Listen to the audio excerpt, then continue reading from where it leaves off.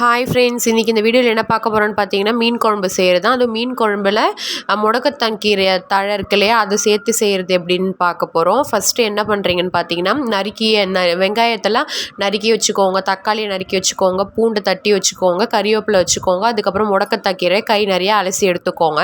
அதுக்கப்புறம் ஒரு பாத்திரத்தில் என்ன பண்ணுறீங்கன்னா, நல்லெண்ணெய் ஆட் பண்ணிக்கோங்க. நான்வெஜ் செய்யும்போது எப்பயுமே நல்லெண்ணெய் ஆட் பண்ணிக்கோங்க.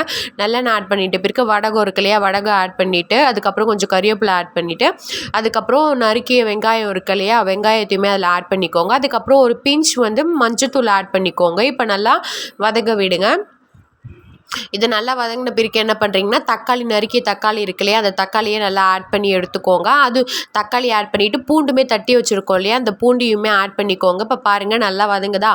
இப்போது அலசி கை நிறைய எடுத்து வச்சுருக்க முடக்கத்தான் கீரை இருக்கு இல்லையா, அதையே ஆட் பண்ணிக்கோங்க. அதையுமே நல்லா வதக்கி விடுங்க. நல்லா வதங்கணும். அந்த கீரையில் ஸ்மெல் சொல்லுவாங்க இல்லையா, அந்த ஸ்மெல் போகணும். ஸோ நல்லா வதக்கி விட்டுட்டே இருங்க.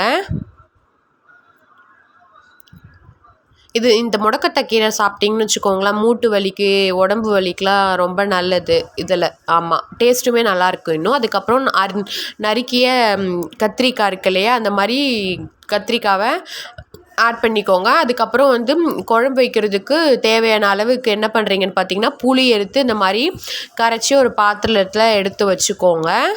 நம்ம அதுக்குள்ளே என்னாச்சுன்னா, நம்ம இங்கே வதக்கினது எல்லாமே நல்லா வதங்கிடுச்சு. கத்திரிக்காய் நல்லா பாருங்கள் ப்ரௌனிஷ் கலரில் இருக்குது.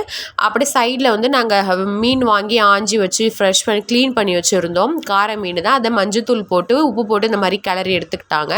இப்போ பாருங்கள், அந்த புளி தண்ணியில் கரைச்சி வச்சுருந்தோம் இல்லையா, அதெல்லாம் ஆட் பண்ணிட்டாங்க. ஆட் பண்ணி குழம்பு மிளகாய்த்தூயுமே வீட்டு மிளகாய்த்தூள் தேவையான அளவுக்கு ஆட் பண்ணிக்கிட்டாங்க. இப்போ குழம்பு நல்லா கன்சிஸ்டன்சியாக என்ன இருக்குது பாருங்கள், கொதிக்குதா. இப்போ கொதி வந்த உடனே என்ன பண்ணுறீங்க, நம்ம அந்த மீன்லாம் மஞ்சத்தூள் போட்டு வச்சுருந்தோம் இல்லையா, அந்த மீனை குழம்புல ஆட் பண்ணிக்க வேண்டியதாங்க.